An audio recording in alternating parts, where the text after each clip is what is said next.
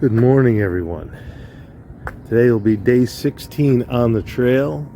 We're gonna stop and have some breakfast at Just Donuts here. The smell coming out of the place is awesome. We'll have some coffee and stuff, and then we'll catch the shuttle somewhere right here by the gazebo, and then the shuttle will take us to Winding Stair Gap, where we will have our uphill climb back on the trail. Alright, I'm going to get something to eat, and we're going to call this clip over.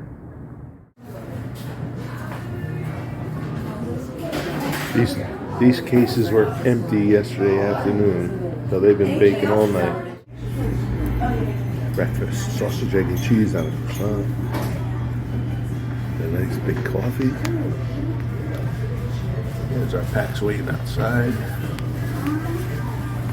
We'll take our time here, waiting for the shuttle. We got a lot of time to kill. Alright.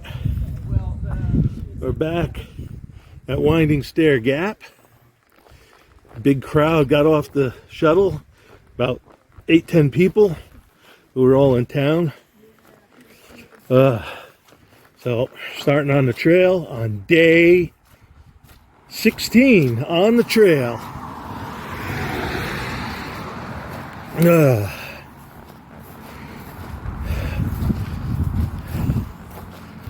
A little cool today, probably in the 40s right now, but should be a nice day. I think we got about 6 or 7 miles planned since we got the late start. I think we want to go to Waya Gap picnic area. We'll camp there for one night. Then we'll go a bit to set up. Our second night we'll set up a morning out to beat the temperatures that are supposed to be down in 10, 12, 14 degrees on Saturday night. Short walk into the woods, and we're at the Moore Creek Falls. I've seen this bridge, angled bridge, but those are the falls. Pretty.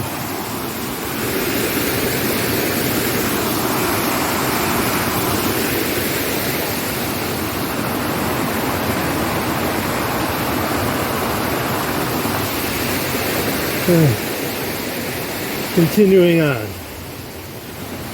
So we had a very nice day off. Visited a couple different restaurants, but one thing we did find in Franklin, a lot of the restaurants closed down after lunch.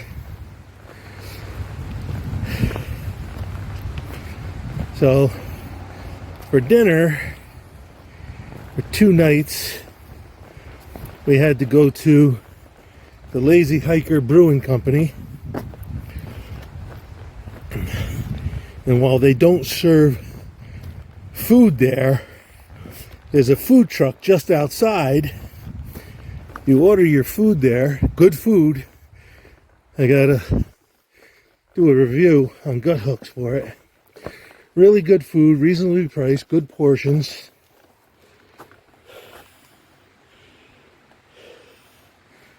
And they give you a placard with a number you put on your table when you go to the Lazy Hiker, and they bring your food in. And you're allowed to eat their food in the brewery. So highly recommended. Like I said, good food. And it's typical stuff: burgers, hot dogs, chili. Occasionally they have a special. Sue had the chicken on a bun special, $10, and it looked like a double chicken breast spread out, stuck out like 1.5 inches. all around the buns, the brioche bun with fries or onion rings. Very good. So it's a nice setup. But like I said, a lot of restaurants are breakfast and lunch places that close up in the late afternoon. There was one we wanted to visit, but we got there and it just wasn't open, so we had to go to the Lazy Hiker brewery. All right, getting further in. Said we got about 6 or 7 miles with a big climb to start, and I'll bring you more trail footage as the day goes on. All right, crossing Moore Creek, taking a chance with my phone. Yoo-hoo! Oh, this is easy.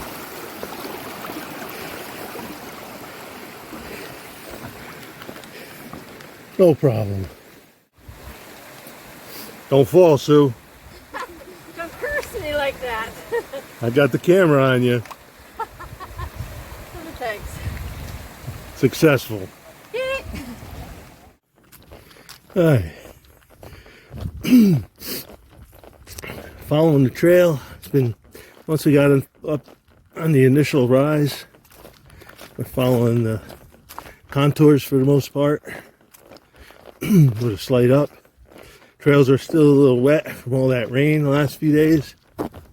Not soggy, but you know, slippery, some soft mud parts.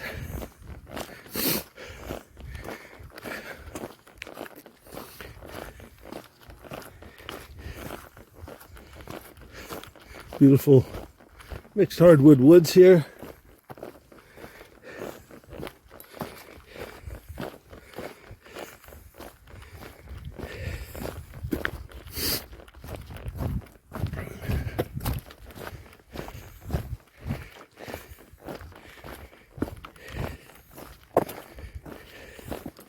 Trail's in pretty good shape.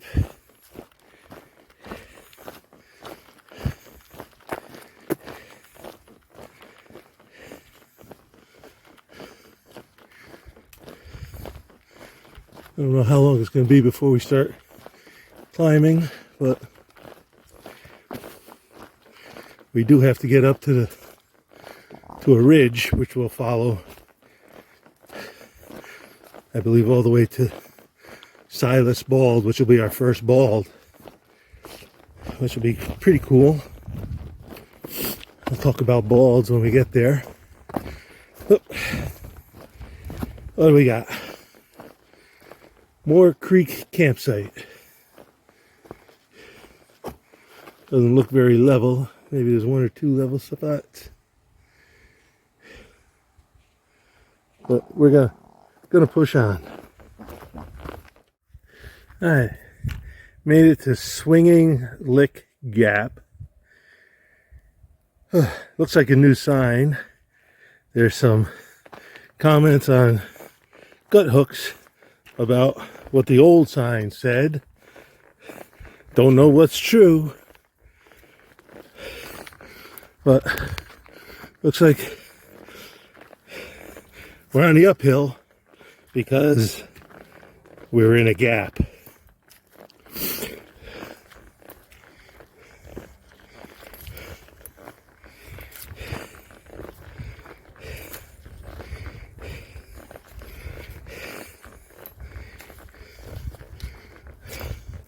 Here's a mangled old tree.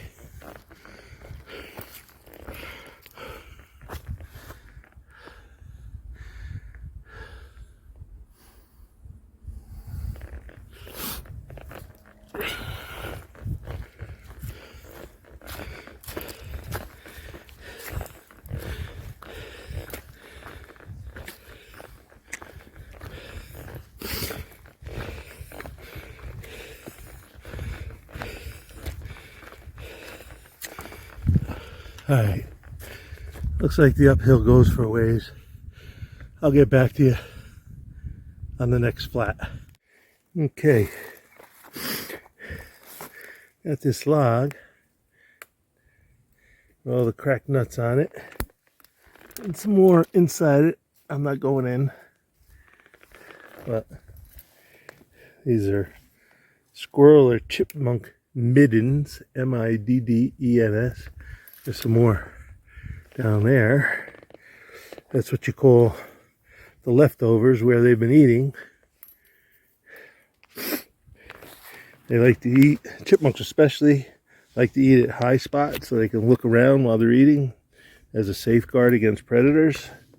And I can't see them, but there's a bunch of cracked nuts in there too. So whether they live in there or just hang out in there, can't tell you. Cool stuff. Alright, trail works slowly up that way. But we've been on a half-mile, 20% grade coming to here from my last shots. Trying to get over the height of land. And we'll move on shortly. Alright. Coming up to Panther Gap. And you can see nice little section of trail.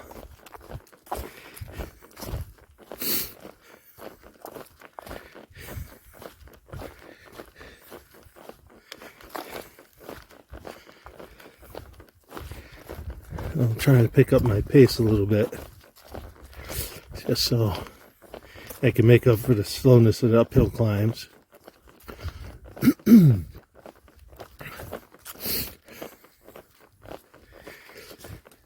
Oh, troubles for the day. Getting dressed this morning.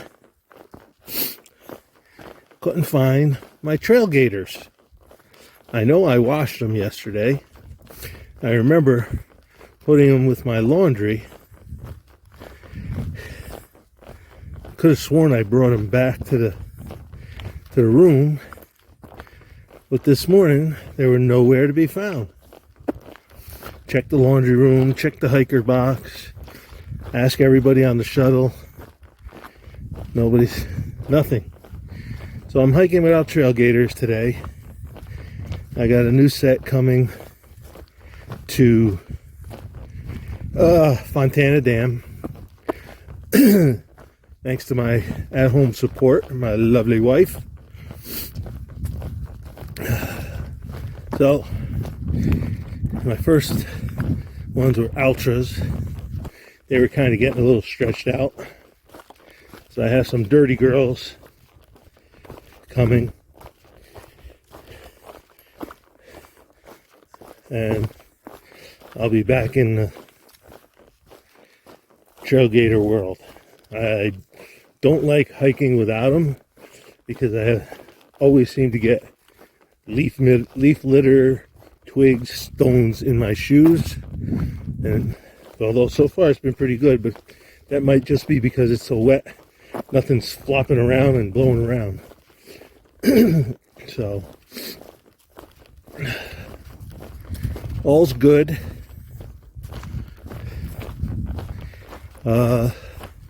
We'll have those in a few days. Nice stretch of trail. Today, in a couple miles, we should be hitting Seiler Bald. That'll be my first experience with a bald.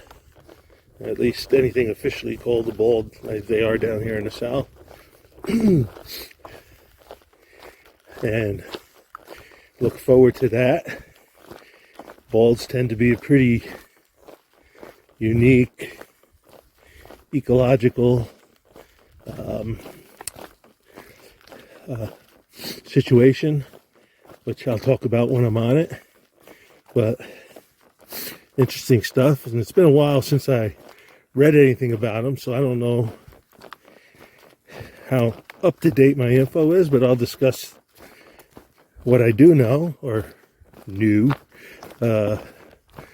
It's really interesting stuff if you like the ecological minutia. Alright, let me get back to putting some northbound footsteps toward my southbound side. Here at Siler Bald. Sue got a jump start on me. I'm going to walk up there. I'm going to get up there. I'm going to do a 360.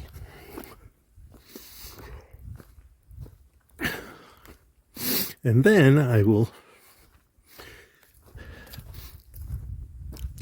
talk about some ecology of balds. I hope you're interested in it and enjoy it. All right, let me get up there and then I'll bring you back in. Hello everyone. We're up on Siler Bald. This is the first bald we've come to. You can see that I'm not kidding. Let me show you the view from here. Got 360 view. Let me magnify a bit.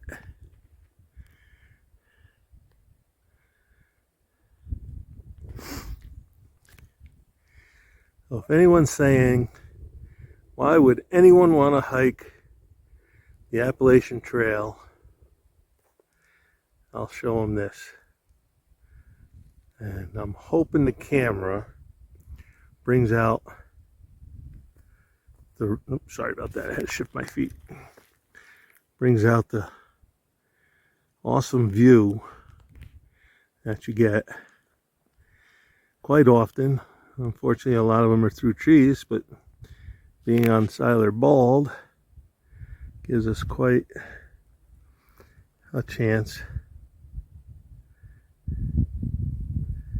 to see the surrounding country and mountain ranges. Excuse those trees, unfortunately. And there we go. Oop, let me set my feet better, and then we'll do this.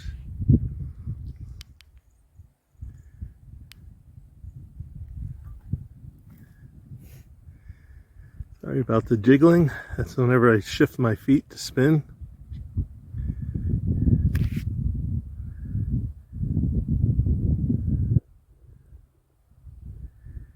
Beautiful 360 view.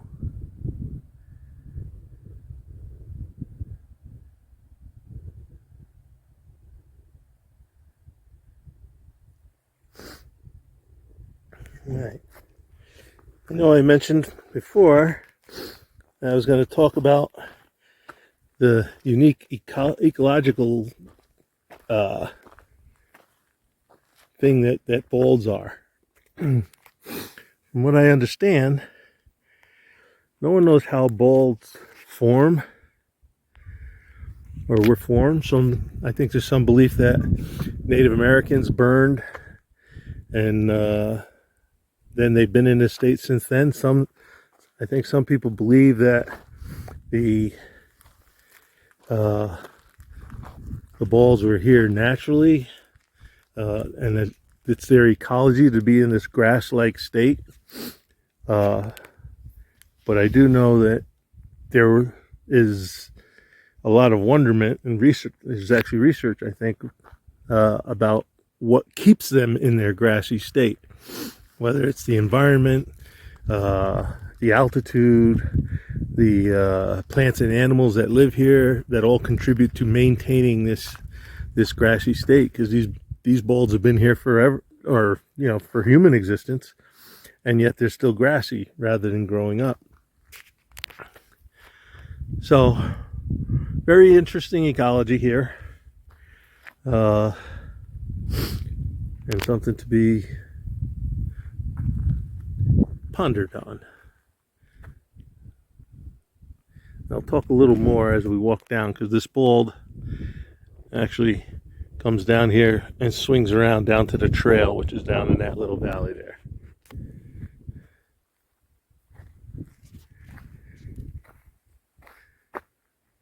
What a beautiful day. I like that range, that right out there in that little cleft. See if I can get a big, look at that. I hope it comes out in the magnification. It's just beautiful. All right.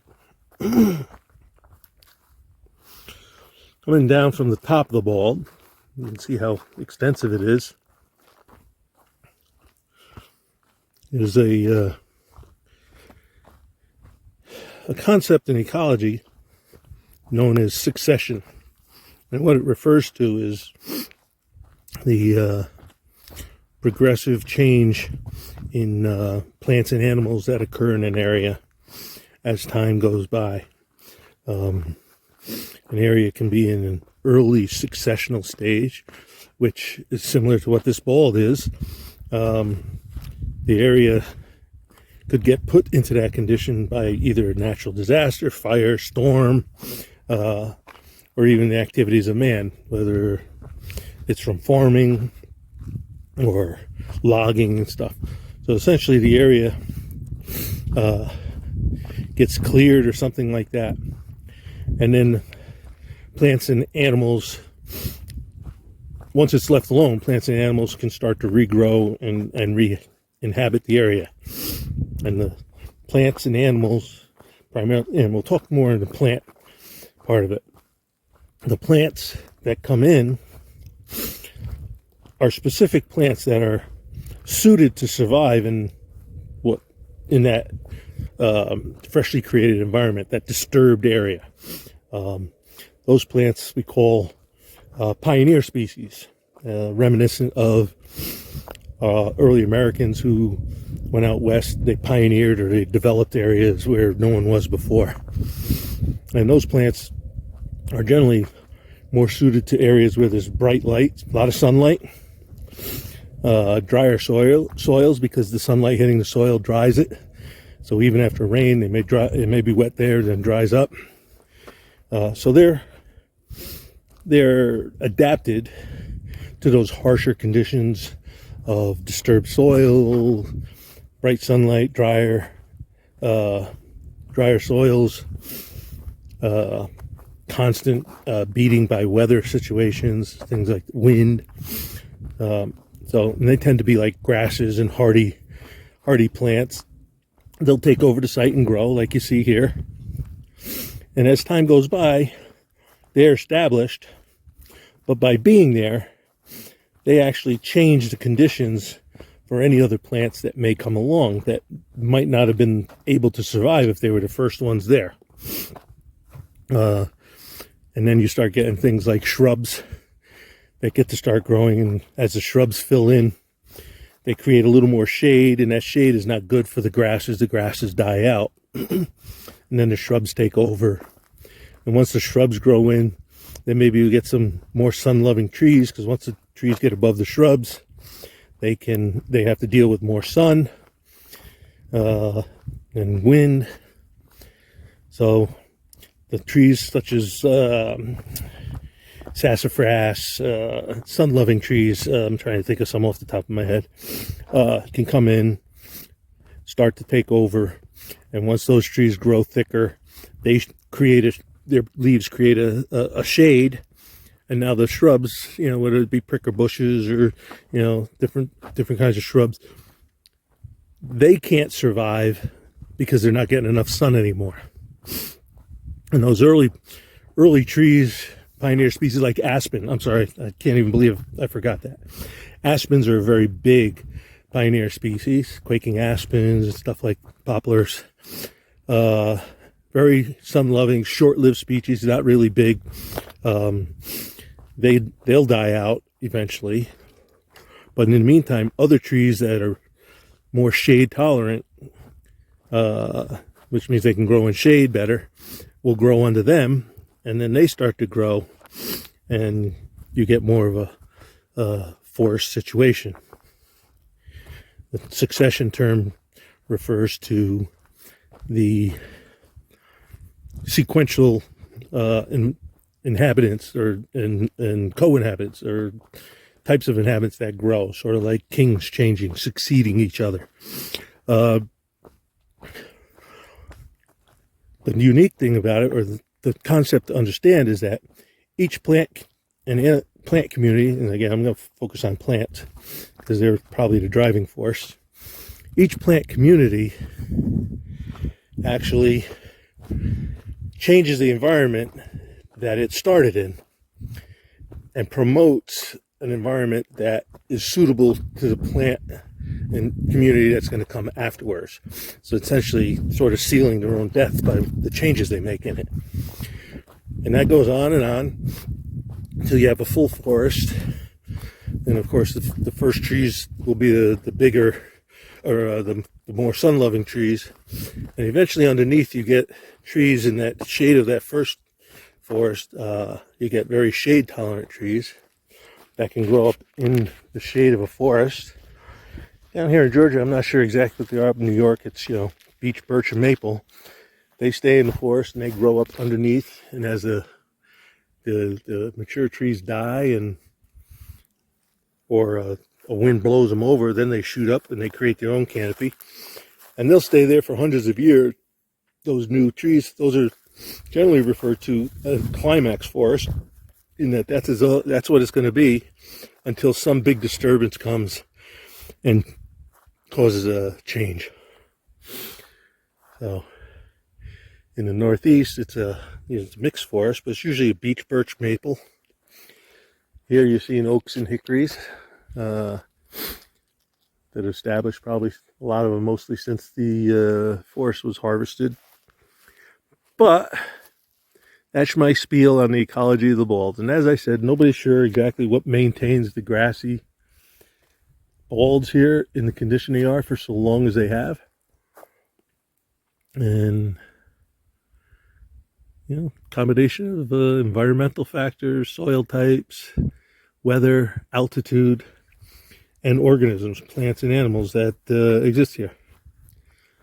But I hope you liked that, and I hope I was pretty clear about it. It's a tough concept for people to understand. If I sat in a grassy field, a farmer's field, after you abandon it, that's what you'd see, a succession of plants, and based on the plants, animals that come in and take over that area. So it's lunchtime. We'll probably do a little munching here. Then we'll head back northbound. Right? That's the trail to the Solder Bald Shelter. It's about 3 or 4/10 of a mile on a loop trail that we passed the other end of the loop. We're not going down there, too far off trail. That climb up the bald was enough for us. All right, everybody. We'll catch you down the trail or up the trail, whatever you prefer to call it, northbound. And we'll bring you stuff that hopefully will interest you. All right. A pretty interesting seep stream. There's spring.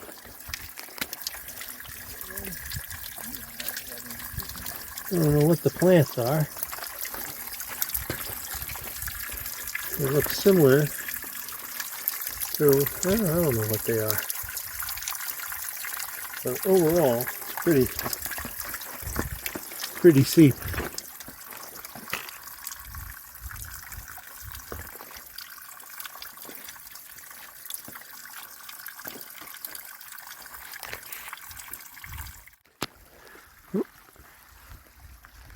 Check this tree out.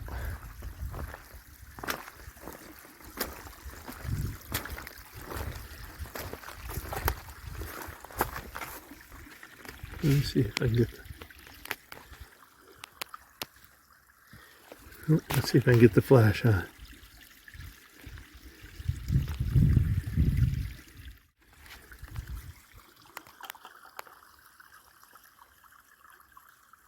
That's down.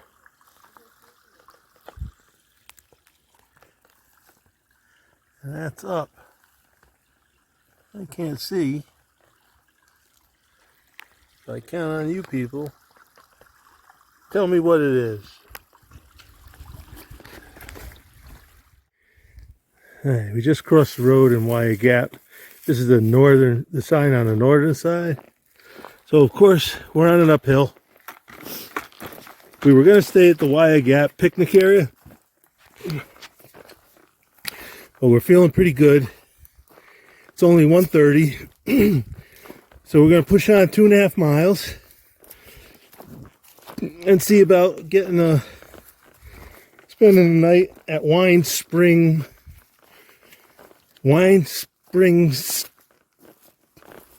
campsite. Anyway, I forget. And Spring. That's what threw me off. It's Wine Spring Campsite and Spring. So it's about 2.5 ahead. So we're going to push on 2.5 miles, maybe another hour, hour and a half, depending on the uphill, which it's supposed to be uphill all the way. Hopefully it won't be too crowded. A lot of people were talking about making to the knock tomorrow night and staying in the bunk room. We're going to be 2 nights in the woods. Come out on the 3rd day about 10 o'clock. Go to Nantahala Mountain Lodge. Just spend the night, just because Saturday night's supposed to be cold, as I told you, 12 degrees, 14 degrees. Yeah, you can call me a wimp. I wouldn't mind it, but Saturday morning it's supposed to be a lot of rain, then getting colder. So, it could be a deadly combination.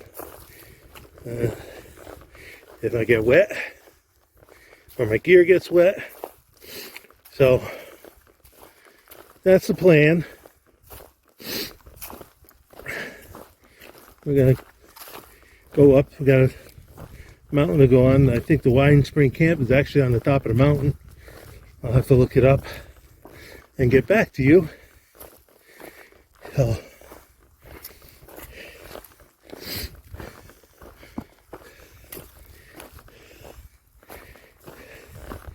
all right. Let me get the walking. Well, it's 5:30. My tent is pitched. That one's mine. Got water ready for tomorrow if I need it. That's Sue's camp. Getting ready to crawl in bed, just so you know. I have my food hung right there. PCT top style. Sue's is up somewhere over there, somewhere. We were the first ones here, now there's 1, 2, 3, 4, 5, 6, 7, and R2. 9 tents here. It was a last grueling climb to get up here, but we did it. We put in a, I don't know, 8 or 9 mile day. I'll look at it, and despite the fact that we didn't start till about 9:30 because we had to take the shuttle back to Winding Stair Gap. So it's a nice little campsite. Water's not far away, and we're up high. I think about 4,200 feet. Partly cloudy, so if it clears tonight, it might be a cold night. And I'm going to close up here, and what I'll do is I'll get back to you tomorrow with day 17 on the trail. All right. Good night. No, there we go. I see my, pardon the mess. Oop. Pardon the mess in this corner, I'll straighten it out. It's got my mattress with my pillow, my quilt. I usually put my clothes up I usually sleep diagonally because the tent's a little short for me. I usually put my clothes up in one corner and then my gear and equipment down here. My stove and my pot I'll leave under. This comes out this way. I'll leave that under the eaves. And Like I said, I leave my water for tomorrow in case I need it. I'll bring my sit pad in the tent. I use that as insulation when I'm wrapping up my sleeping pad. And time to say goodnight.